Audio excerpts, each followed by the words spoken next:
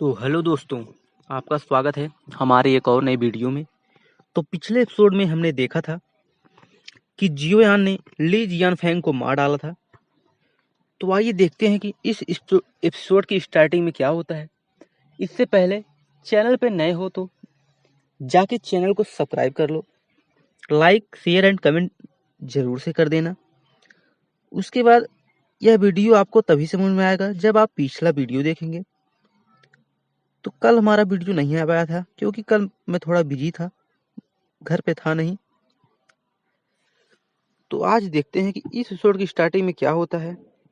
तो शुरुआत हमारी वही बैटलफील्ड से होती है। डेसोलेट प्लेस अचानक गहरी खाई में धंस गई थी, मानो आकाश से कोई मेटोरिक डिसेंट गिरा हो। धूल और टूटे पत्थरों के बीच एक अथाह कार्टर बन चुका था। जियोयान गड्ढे के किनारे पर उतरा। उसकी हथेली फटी हुई थी, टाइगर क्लॉ ग्रिप की सीमा पार हो चुकी थी और रक्त की बूंदें नीचे टपक रही थीं। ऊपर आकाश में एक भयानक प्रेशर ऑरा फैल गया। उसके सामने तैर रही डिवोरिंग ड्रैगन सल शील्ड बुरी तरह कांपने लगी। अंततः क्रैक ढाल पर दरारें पड़ गई और वह आभाओं के दबाव को सह न सकी। सुनहरी काली रोशनी के टुकड़ों में वह पूरी तरह सैटर्ड हो गई। डिंग यू बेहोश पड़ी झो जिंगयू को उठाए आगे बढ़ा। उस बच्ची का चेहरा फीका पड़ चुका था, जैसे जीवन की लौ क्षणिक रूप से ढक गई हो। युवान रोंग पास ही खड़ा था। उसकी आंखों में एक अजीब सी चमक थी। वह बार बार झो जिंगयू के चेहरे को छूने के लिए हाथ बढ़ाता और हर बार डिंग यू की किलिंग इंटेंट से घूरती नजर से रुक जाता। जियोयान शांत खड़ा था, दोनों हाथ पीठ के पीछे, और चेहरा गंभीर था, पूरी तरह एक कल्टीवेटर जेंटलमैन की मुद्रा में। उसकी दृष्टि उठी, वह दोनों यहाँ तक कैसे पहुंचे। झो जिंगयू को जमीन पर सुलाने और उसकी स्थिति जांचने के बाद जियोयान ने धीरे से कहा, अगर ये दोनों छोटे लेकिन असमान अस्तित्व अचानक प्रकट न होते तो शायद अब तक ली जियानफेंग को रोक पाना संभव नहीं होता। युआन रोंग आगे बढ़ा। उसने जियोयान के कंधे पर हल्की थपकी मारी। मैं कुछ हेमनली कैलकुलेशंस की थी। उसकी आवाज गंभीर थी और पहले ही आभास हो गया था कि तुम पर क्लेमिटी ओमन मंडरा रहा है, इसलिए मैं भाई डिंग को खींच लाया। उसने राहत की सांस ली। अच्छा है तुम सुरक्षित हो, मेरे रास्ते से हट मोटे। डिंग यू की आवाज ठंडी और चुभती हुई थी। उस द्वीप पर जो एम्परर फ्लेम फ्रेगमेंट तुमने मुझे दी थी, वह अचानक कांपने लगी। ठीक वैसा ही एहसास था जैसा तब जब तुमने अन एम्परर फ्लेम्स को उजागर किया था। उसकी आंखें उसकी आंखें सक्रिय हो गई। मुझे समझ आ गया कि तुम कहीं लाइफ एंड डेथ बैटल में फंसे हो। उसने युआन रोंग की ओर देखा तिरस्कार से, और रास्ते में एक बेशर्म आदमी मिला जो दूसरी औरतों के साथ छेड़छाड़ कर रहा था, तो मैं इसे भी घसीट लाया। छेड़छाड़? युआन रोंग लगभग उछल पड़ा। इसे डुअल कल्टीवेशन थ्योरी डिस्कस कहते हैं। उसका गोल मटोल चेहरा क्रोध से लाल हो गया। जियोयान स्तब्ध रह गया। तुम मेरी और ली जियानफेंग की बैटल ऑरा महसूस कर सके? उसने सिर हिलाया। डिवोरिंग ड्रैगन सल शील्ड ने तो सभी आभाओं को पूरी तरह आइसोलेट कर दिया था। डिंग यू मुस्कुराया। उसने आकाश में बिखरी ढाल के अवशेषों की ओर देखा, उसी चीज के कारण। फिर उसने युवान रोंग से पूछा, बताओ मोटे, क्या तुमने युद्ध की आभा महसूस की थी? युवान रोंग के होठ कांप गए। इतना भयानक माहौल था, अगर मैं तुम्हें बचाने पर जोर न देता तो डिंग यू कब की डरकर भाग चुका होता। उसने बेसर्मी से जियोयान की ओर देखा। झूठा! डिंग यू भड़क उठा। अभी अभी ली जियानफेंग ने मुझे लगभग मार ही दिया था और तुम मुड़कर भाग रहे थे। उसने युआन रोंग की बाहें पकड़ ली। रुको, किसी दिन मैं तुम्हें जीवित ही खा जाऊंगा। अत्यधिक चिड़चिड़ी, बिल्कुल असहनीय बात सुनकर युआन रोंग ने हाथ छुड़ाने की कोशिश की। हम भाई हैं, हर समय झगड़ा करना दाव हारमोनी के विरुद्ध है। डिंग जियू ने से घूरा और चुप हो गया। जियो यान की भौहें सिकुड़ गईं। ली जियान फेंग को ड्यूरिंग ड्रैगन सेल शील्ड पर पूर्ण भरोसा था। यदि वह हाफ होली वेपन बनाने योग्य था तो वह नकली नहीं हो सकता था। फिर भी इन दोनों ने उसे पहचान लिया। एक हेमेली कोल्ड्रोन जो भी आउटर हेवन से आया था और एक मेडिसिनल किंग जो लाखों वर्षों से जीवित था। शायद यही कारण था। क्या वह ठीक है? डिंग जियू ने बेहोश झोउ जिंगयू की ओर देखा। मुझे देखने दो। युवान रोग ने आस्तीन चढ़ाई और अपनी पांचों उंगलियां उसके चेहरे पर की ओर बढ़ाई। हाथ हटाओ। जियो यान ने उसका हाथ झटक दिया। वह ठीक है। ली जियान फेंग ने उस पर ब्लड सील लगा दिया है। उसकी आंखों में ठंडक उतर आई। उसी तकनीक से उसने कभी मुझे भी लगभग मार डाला था। जियो यान ने दो उंगलियां जोड़ी। इन यांग ओरिजिन एनर्जी उसकी उंगलियों से प्रवाहित हुई। उसने झोउ जिंगयू के माथे को स्पर्श किया और अगले ही क्षण प्रचंड मूल ऊर्जा उमड़ पड़ी। माथे पर जमे रक्त चिन्ह धीरे धीरे इरेज होने लगे। बज अचानक झोउ जिंगयू का शरीर कांप उठा। उसके चारों ओर स्टारलाइट रेडियंस फूट पड़ी। जियो यान की चेतना अंदर की ओर खिंच गई। उसके सामने अनंत स्टार्स सी अनगिनत स्टार्स, जिसके बीच एक विशाल धड़कती हुई सेलेस्टियल ऑरा अप्रकट हो रही थी। यह उसके भीतर है। जियो यान चौंक उठा। उसकी चेतना जैसे झो जिंगयू के स्पिरिचुअल सी में प्रवेश कर गई हो। तुरंत ही उसके मन में तीन शब्द गूंज उठे। Star moon physique, ancient era का अत्यंत दुर्लभ हेवन चूजन बॉडी, केवल स्टार रियलम में जन्म लेने वाला और उसी लोक की शक्ति से पूरे क्षेत्र को नियंत्रित करने में सक्षम झो जिंगयून कॉन्सेंट्रेशन चूजन है। अचानक तारों ने आक्रमण कर दिया। अचानक स्टार्स ने जियो यान के ऊपर आक्रमण कर दिया। जियो यान ने जीभ काटी। उसकी स्पिरिचुअल पावर तुरंत पीछे हटी। तुरंत ही वह हाँफने लगा। लेकिन झो जिंगयू का चेहरा अब शांत और स्वस्थ था। चलो, जियो यान ने धीरे से कहा। झोउ बुई और जियो जिंग यांग की लड़ाई शीघ्र ही समाप्त होने वाली है। वह झोउ जिंगयू को उठाने ही वाला था कि उसका चेहरा बदल गया। दूर आकाश में एक ओल्ड फिगर खड़ी थी। जियो यान ने तुरंत पूछा, आप कौन हैं? और उसके सामने आ गया। झो जिंगयू को अपने पीछे छिपाते हुए, तुम ही जियो यान हो? बूढ़े की आंखें सिकुड़ गईं। ली जियान फेंग की आभा समाप्त हो चुकी है। उसकी हथेली खुली। Space troubled. एक काले सुनहरे चोगे में एक अधेड़ व्यक्ति प्रकट हुआ। उसकी आभा डोमिनेटिंग एंड टेरिफाइंग थी। जियो यान की सांस अटक गई। नी जुआन कॉन्ग, क्या तुमने ली जियान फेंग को मारा? नी जुआन कॉन्ग की निगाहें बर्फ से भी ठंडी थी। फिर उसकी दृष्टि जियो यान पर टिक गई। इन यांग सेंट औरा, तो तुम उनकी ट्रू इनहेरिटेंस प्राप्त कर ली है? हाँ, नी जुआन कॉन्ग हंसा। तो क्या तुम भी एक और इन यांग सेंट बनने का सपना देखते हो? उसने एक कदम आगे बढ़ाया। पूरा संसार कांप उठा। यह आवश्यक नहीं कि बुरा हो। जियो यान मुस्कुराया। क्या तुम्हें लगता है, नी जुआन कॉन्ग की आवाज व्यंग से भरी थी, कि यह संसार एक और इन यांग सेंट को जन्म लेने देगा? उत्तर आने से पहले एक गहरी स्थिर आवाज गूंजी, वह केवल एक क्लोन है। डरने की कोई आवश्यकता नहीं। अगले ही क्षण एक प्रभावशाली आकृति प्रकट हुई। सेंट्रल रीजन का नंबर 1 प्रतिभाशाली चू दायू। नी जुआन कॉन्ग की दृष्टि अचानक तीखी हो गई।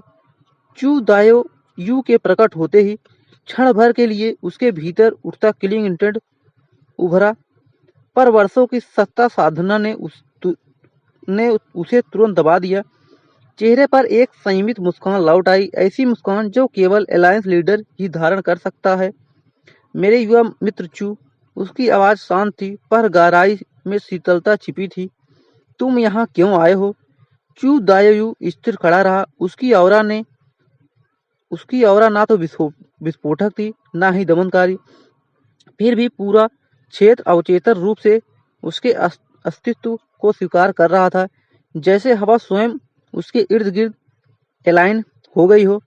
कुछ चीजें, वह हल्की मुस्कान के साथ बोला, तभी स्पष्ट होती हैं जब स्वयं देखा जाए। जब स्वयं आकार देखा जाए। उसकी दृष्टि एक क्षण के लिए बगल में खड़े जीवयान पर ठहरी, सतर्क, घायल पर अडिग। फिर वह सीधे नी जुआन कॉन्ग की ओर मुड़ा। अलायंस लीडर नी, उसकी आवाज गहरी और संतुलित थी। जियोयान ने ली जियान फेंग को मारा, यह सत्य है। मैं आपके दुख को समझता हूँ। एक विराम। हवा में तनाव कस गया। पर क्या आप, उसने शांत स्वर में आगे कहा, मेरे लिए उसे आज जाने देंगे? ये सब किसी हेमनली ठंडर की तरह गिरे। जियोयान स्तब्ध रह गया। निजुआन कॉन्ग की आंखों में क्षणिक आश्चर्य चमका। डिंग यू और अन्य सब निशब्द रह गए। युआन रोंग कुछ बोलने ही वाला था कि चू दायू की प्रेजेंस ने उसे जकड़ लिया। यह दबाव नहीं था, यह इग्जिटर्नल थ्रेट था, जैसे एक शब्द भी मृत्यु को बुला ले। तुम्हारा मतलब क्या है? निजुआन कॉन्ग ने पलकें उठाई, स्वयं को संयमित किया, पर अविश्वास की तरह बोला। जियोयान ने चू दायू को परखा। यह व्यक्ति बैटल को रोक रहा था, पर किसी ग्रेटर डिजाइन के लिए। बहुत सरल। चू दायू मुस्कुराया। सेंट एसेंस पाथ खुल चुका है। उसकी आंखों में एक शांत प्रज्वलित चाह उभरी। डायन डिस्पिस अपनी चाल चलने को तत्पर हैं। हर रियलम से जिनसे उभर रहे हैं। यह युग 10 लाख वर्ष पूर्व के गोल्डन इरा जैसा है। उसकी आवाज धीमी पर धारदार थी। इस युग में सेंटहुड अनंत लाभ देता है। जो अपने लिमिट तोड़कर सेंट बनता है, वह अपने फेट थ्रेड और ट्रू विल को नियंत्रित कर सकता है। शायद किसी हायर एग्जिस्टनल स्टेट में भी रूपांतरित हो। निजुआन कॉन्ग ने हल्की हंसी हंसी, आंखों में ठंडक उतर आई। तो यह बात किंग चू, उसने कहा, तुम्हारा प्रतिनिधि तो स्टार डोमेन का जियांगयू है। उसकी दृष्टि पैनी हुई। या अब तुम जियोयान को राइवल बनाना चाहते हो? इन शब्दों ने जियोयान को भीतर तक झकझोर दिया। वह समझ गया, चू दायू उसे प्रीसेंट ट्रायल बनाना चाहता है। उसे हराकर अपने दाव को पूर्ण करना चाहता है। मैंने कभी नहीं कहा कि जियांगयू मेरा प्रतिद्वंदी है। चू दायू सीधा खड़ा हुआ। दुनिया असीम है और इसमें हिडन जीनियस अनगिनत है। कौन कह सकता है कि अगले क्षण कोई और अधिक शक्तिशाली अस्तित्व प्रकट ना हो जाए? फिर उसने आदरपूर्वक हाथ जोड़े। अलायंस लीडर ने, आयु का अंतर होते हुए भी हम मित्र हैं। इस महान अवसर के सामने क्या हम इस विषय को यहीं समाप्त नहीं कर सकते? निजुआन कॉन्ग की मुस्कान फीकी पड़ गई। तुम्हारे लिए कहना आसान है। उसकी आवाज ठंडी हो गई। सेंट्रल हेवनली डायनेस्टी की रेडियंट सील लगभग जियो तिहानी ने छीन ली थी, और मर्सनरी अलायंस का हेवनली वनरेबल एल्डर जियोयान ने मार दिया। यह बात फैली तो क्या होगा? उसने गहरी सांस ली। तो मेरी प्रतिष्ठा का क्या होगा? प्रेस्टीज? चू दायू मुस्कुराया, शांत पर निर्णायक। यदि नाइन डिस्पिल्स फिर कयोस फैलाते हैं तो पूरा सेंट्रल रीजन संकट में होगा। ऐसे में दिखावटी प्रतिष्ठा का क्या मूल्य है?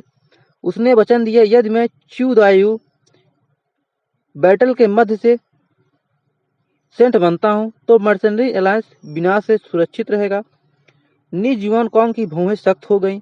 एक फ्यूचर सेंट का समर्थन अमूल्य, और यदि मैं असफल हुआ, चू दायू ने हाथ जोड़ा, तो मैं स्वयं आपको सुप्रीम सेंट रियलम तक पहुंचाने में सहायता करूंगा। यह अंतिम प्रहार था। क्षण भर बाद निजुआन कॉन्ग ने सिर हिलाया। ठीक है, उसने कहा, मेरा युवा मित्र चू, तुम युद्ध से सेंट बनोगे, और जियोयान, तुम राइवल के रूप में। यह दृश्य अद्भुत होगा। अगले ही क्षण वह ओरिजिन एनर्जी राइफल्स में विलीन हो गया। सन्नाटा। जियोयान ने चू दायू की ओर देखा। नजर गंभीर थी। तुम्हें समझना कठिन है। नी जुआन कॉन्ग को तुम्हें मारने देने से बेहतर चू दायू मुस्कुराया कि तुम जीवित रहो और मेरे सेंट एसेंस में मेरे राइवल बनो। उसकी दृष्टि झो जिंगयू पर ठहरी। स्टार मून फिजिक्स शांत, गहन और चयनित। झो बुई की बहन जियो जिंग यांग के साथ युद्ध समाप्त हो चुका है। वह कोमा में है पर जाग सकता है। चलो, उसने कहा। सब कुछ ऐसा दिखाए मानो कुछ हुआ ही नहीं। जीवयान की आंखें सक्रिय हुई। तो मैं तुम्हारी सीढ़ी हूँ। पहले शायद नहीं, चू दायू हंसा, पर ली जियान फैंग को मारना पर्याप्त है। अगर मैं मर गया। जीवन का स्वर शांत था। नाइल डिस्पिल का कयोस आपदा भी है और अवसर भी। चू दायू मुड़ा। मैं सेंट्रल रीजन का किंग हूँ और मैं नहीं मरूंगा। इसकी बात सुनने के बाद जियोयान मन ही मन सोचता है, मैं तो इस दुनिया का पापा हूँ। पापा, इस दुनिया का पापा। ये नहीं तो मन सोचा था, मैं अपने आप से बता रहा हूँ। उसकी आवाज में अटूट विश्वास था, क्योंकि उसके पास इसे सिद्ध करने की शक्ति थी। King of central region. जियोयान की दृष्टि में एक हल्की चमक उभरी। सेंट्रल रीजन में उसने शांत स्वर में कहा, अब भी एक एंशिएंट एम्परर विराजमान है। क्या तुम जानते हो वह एशियन टेम्परर आज भी यहाँ क्यों मौजूद है? यह सुनते ही जियोयान चौंक गया और उसी क्षण उसके होठों पर एक हल्की, लगभग व्यंग्यात्मक मुस्कान भी उभर आई। चू दायू का आत्मविश्वास असामान्य था। यह केवल घमंड नहीं था, यह उस व्यक्ति का आत्मविश्वास था जो स्वयं को इरा डिफाइनिंग एग्जिस्टेंस मानता हो। यह उस युवक से भी आगे था जिसने कभी तायांग माउंटेन के बाहर एंशिएंट टेम्परर की महिमा को बढ़ा चढ़कर बताया था। एंशिएंट टेम्परर चू दायो की आवाज गहरी और स्थिर थी। वह हमारे युग का नहीं है। उसका इरा बहुत पहले ही समाप्त हो चुका है। इस क्लाइमेटी बॉर्न अपॉर्चुनिटी से उसका कोई संबंध नहीं है। उसने एक क्षण विराम लिया, फिर उसकी प्रेजेंस अचानक तेज हो गई। इस विपत्ति का नायक। उसकी आंखों में एक अडिग चमक उभरी। मैं हूँ। इन शब्दों के साथ ही वह सीधा खड़ा हो गया। उसके चेहरे पर एक हल्की शांत मुस्कान थी, पर वह मुस्कान किसी एब्सोल्यूट कॉन्फिडेंस से जन्मी थी। जियोयान, उसकी आवाज में आदेश नहीं बल्कि निश्चितता थी। मुझे प्रतीक्षा मत करवाना। सुप्रीम सेंट रीलम मेरे लिए कोई बाधा नहीं है। उसने आकाश की ओर देखा। मेरा लक्ष्य उससे भी ऊपर है। Mysterious physique transformation. फिर उसकी दृष्टि जीवयान पर लौटी, इसलिए उसने धीमे पर निर्णायक स्वर में कहा, अपनी शक्ति बढ़ाओ। जितने अधिक शक्तिशाली बनोगे उतना ही अच्छा। एक क्षण के ठहराव के बाद समय आने पर उसकी आवाज में एक स्वाभाविक निश्चितता थी। आओ दे, मैं स्वयं तुम्हारे सामने आऊंगा। अगले ही पल उसका शरीर स्पैटियल लाइट में बदल गया। आकाश कांप गया और चू दायू गायब हो गया। वह कमीना, युवान रोंग ने दांत पीसते हुए कहा, इतना अहंकारी कि सुप्रीम सेंट का भी सम्मान नहीं करता। डिंग जियू का चेहरा भी गुस्से से सख्त हो चुका था। चू दायू के शब्द न केवल अपमानजनक थे बल्कि खतरनाक भी थे। चलो, जियोयान ने शांत स्वर में कहा। उसने झोउ जिंगयू को उठाया और धीमे से हाथ जोड़ा। तुम दोनों झोउ बुई को इस बारे में कुछ मत बताना। बस ऐसा दिखाओ मानो कुछ हुआ ही नहीं। वह जानता था अगर झोउ बुई को यह पता चल गया कि ली जियान फैंग ने उसकी बहन को छुआ था, तो उसका रेज ड्राइवन डाओ उसे सीधे नीज जुआन कॉन्ग के विरुद्ध खड़ा कर देगा। कुछ सच्चाइयां भुला देना ही बेहतर होगा। हम उसी क्षण झोउ जिंगयू की पलकों में हलचल आई। उसकी आंखें खुली। जियोयान को अपने सामने देखकर वह ठिठक गई।